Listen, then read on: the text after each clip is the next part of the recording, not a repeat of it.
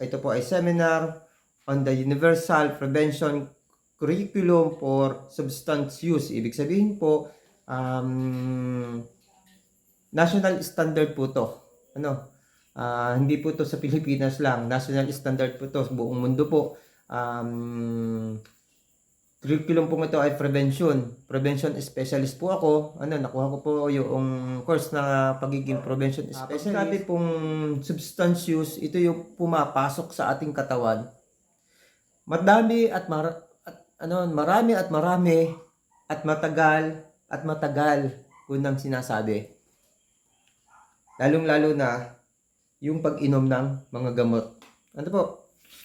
May basihan yung mga doktor kung paano natin inumin yung gamot, pero ang problema kung paano ito i-apply o ipapasok sa ating katawan. Minsan kala natin sa pag-inom ng gamot matutulungan tayo nito.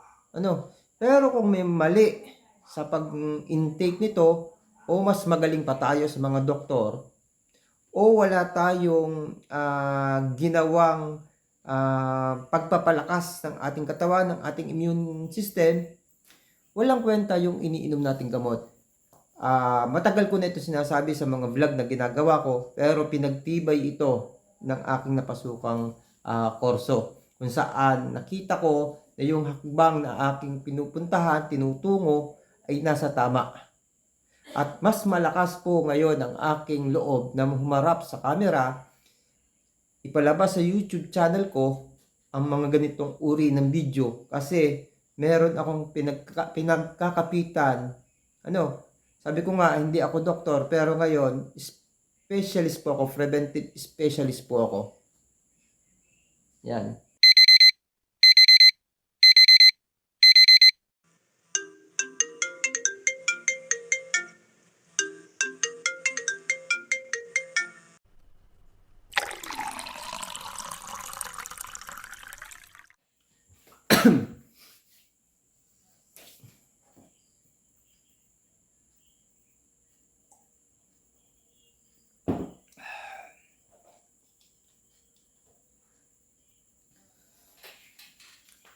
Magandang gabi po mga sir at saka mga ma'am.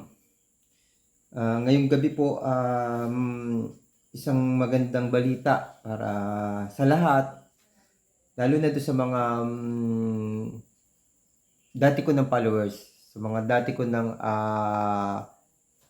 nang sumusubaybay sa aking mga vlog na ginagawa tungkol sa aking advokasya. Nasabi ko na rin ito at nalagay ko na rin ito sa mga vlog kong ginagawa dati. Ang hakbang na tuloy-tuloy na paggawa ko ng mga vlog ay tungkol na rin ito sa aking advokasya. Advokasya na isang araw sana wala na o mababa na ang mga tao na nakakaranas ng maagang pagkakasakit. Alam ko na napakahirap ng advokasya kong ito. Madaming barrier na na-encounter tayo, ako, para hikayatin ang bawat isang, sabihin natin, magsimula ako sa ating bansa, bawat isang Pilipino, na sana balang araw, kung di man makaya na lahat tayo, lahat ng Pilipino ay hindi agad o agarang o maagang magkasakit, sana matupad ko. At hindi ako nawawalan ng pag-asa kasi sa social media, maibibigay ko ng mas malawak ang aking impormasyon na nalalaman tungkol sa pagpigil sa maagang pagkakasakit. At sabi ko nga, nagpapasalamat ako at maligaya ako. Bukod sa pagpapasalamat, nangunguna yung aking kaligayahan sa aking puso na ibalita na hindi na lang sa social media, hindi na lang sa pagbabasa ng mga comment o pakikipag-ugnayan sa ibang tao na nagkasakit ang aking isi-share. O kaya naman po, hindi na lang po ako nakaasa sa basta na lang pag-research sa Google para makapagbigay ako ng kaalaman na nabasa ko sa mga artikel. Ano po, ang masaya pong balita, may basihan na po talaga ako kung bakit ako o ano yung kakayahan ko na magbigay. Hindi, sabi ko nga dati sa mga vlog ko, hindi ako doktor, hindi ako nurse, wala akong um, pinag-aralan tungkol sa medical. Malinaw po yan. Kaya medyo nahihiya talaga ako na magbigay ng information ng mga natutunan ko kasi hindi ko alam kung gaano katotoo o gaano kaayos ba nung aking na-research at ibabahagi sa inyo. Ang matibay lang sa akin doon yung mga karanasan ko at mga pinagdaanan. Mga sirs at saka ma'am. Pero ngayon po, may matibay po akong basihan kung bakit kailangan ako magbahagi sa inyo kung ano yung kaalaman ko at kakayahan ko para magbahagi ng tungkol sa ganitong topic. Unang-una, hindi ko alam kung nabanggit ko, pero I think nasabi ko to. Na nagti-training ako.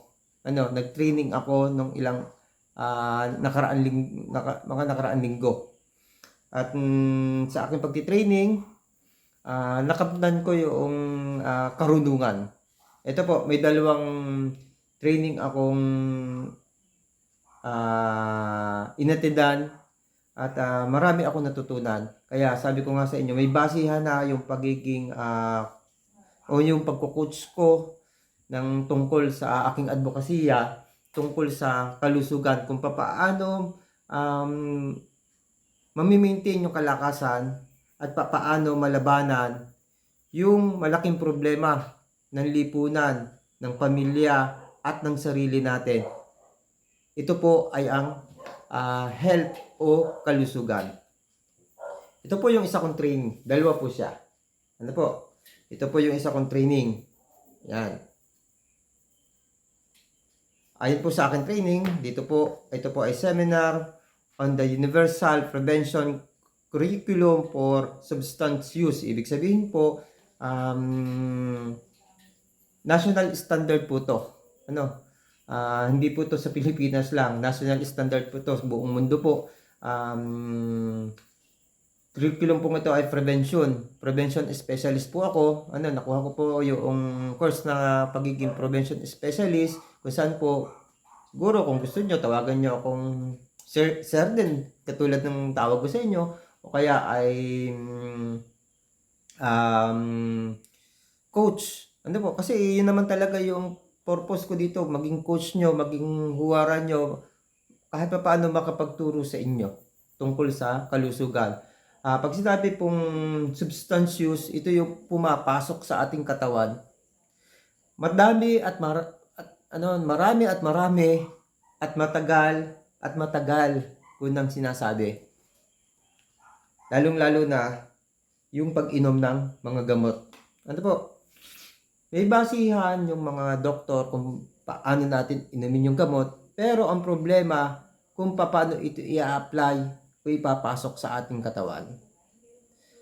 Minsan kala natin sa pag-inom ng gamot, matutulungan tayo nito. Pero kung may mali sa pag-intake nito, o mas magaling pa tayo sa mga doktor, o wala tayong ginawang pagpapalakas ng ating katawan, ng ating immune system, walang kwenta yung iniinom nating gamot. Matagal ko na ito sinasabi sa mga vlog na ginagawa ko, pero pinagtibay ito ng aking napasukang kurso, kung saan nakita ko na yung hakbang na aking pinupuntahan, tinutungo, ay nasa tama. At mas malakas po ngayon ang aking loob na humarap sa camera, ipalabas sa YouTube channel ko ang mga ganitong uri ng video, kasi meron akong pinagkakapitan. Sabi ko nga, hindi ako doktor, pero ngayon specialist po ako, preventive specialist po ako. Yan. Isa pa po, pag-stab prevention specialist po, ito yung problema natin. Ano po? Ito yung problema natin sa kalusugan natin. Ano po? Kung papaano natin mamimaintain yung kalakasan natin, kung papaano tayo hindi agad-agad magkakasakit para sa madaming bagay. Unang-una po, sa income ng ating pamilya. Papaano ka makakaipon ng pera para sa ating pamilya kung meron kang sakit? Unang-una, tapon lang din yung perang iniipon natin kasi papuntang gamot, papuntang hospital, papuntang doktor. Ang masama, paulit-ulit na tulad ng nararanasan natin mga kaibigan. Mga sir and ma'am. Yan. Hindi ako sanay sa sir and ma'am pero pagdating sa opisina, sir and ma'am talagang tawag ko. Pero sa video, nasanay ako na idol. Idol. Kasi walang akong title na kinakapitan. Pero ngayon, malakas ang loob ko. Tatawagin ko kayo sir and ma'am kasi habang nanonood kayo at may problema kayo, pwede kong masabi na patient ko kayo. Isa kayong pasyente para sa akin na nangangailangan ng tulong o kaya coaching. Mga sirs and ma'am ko dyan. Itong aking isang seminar po, kaya sinasabi ko, ito isang dahilan o kaugnayan ng isa kong seminar. Seminar din po ito sa sa Universal Prevention Curriculum for Substance din po ito. Yung isa po ay Curriculum 2, Physiology and Pharmacology for Prevention Professionals. Ito po yung sinasabi ko kanina at ito yung isa, Curriculum 7 po. Environmental Based Prevention Intervention. Dito naman po matutulungan ko yung ating mga mamamayan, yung kayong mga sir and ma'am, para maiwasan yung pagkakasakit at the same time matutulungan ko ang ating gobyerno at ang ating environment from micro to macro environment. Bakit po? Kasi ang isang tao po na hindi agad-agad magkakasakit, pwedeng lumiit po ang budget ng ating gobyerno para sa health. Na alam natin na kulang para sa atin, o yung budget ng gobyerno natin ay mapapagkasya at ito po ay magiging benepisyo ng bawat isang mamamayan, lalong-lalo na dito sa ating bansa, sa Pilipinas. At ang isa pa po, mas mapapaunlad yung mga hospital, yung mga sa health, mas mapapaunlad po ng gobyerno kasi hindi na po gaano kalaki yung gagastusin ng gobyerno para sa mga gamot at doktor na ilinalaan sa ating mga pasyente. Mababawasan po yung pasyente. At dahil po sa ganun, papasok din po ito sa micro, sa ating pamilya at kahit sa mga barangay natin. Ang pinakamaganda po dito yung sa pamilya natin. Makakaipon po tayo. Mababawasan po yung poverty. Mababawasan po ang paghihirap ng bawat mamamayan. Dito makikita natin yung pag-unlad at mismo kayo makakaranas kayo ng kaginhawaan na kumpara mo nung may sakit ka. Actually, hindi ko alam yung ganitong pangyayari na magkaka-training pala ako at matututunan ko to. Kasi nakwento ko yan nung start na nagpagawa ako nitong bahay na to. Itong bahay kong to na bago. Nung may sakit ako, may trabaho naman din ako. Nandito na ako sa trabahong ito. Pero, hindi ako makaipon. Ang mga anak ko noon maliliit pa. Ang mga anak ko noon dito nag-aaral sa public school, elementary. Hindi ako makapagpabahay. Hindi ako makabili ng sasakyan. Actually, noong nawala yung sakit ko, nagkaroon ako ng bahay, nagkaroon ako ng motorsiklo, 2. Yun yung nakuha ko.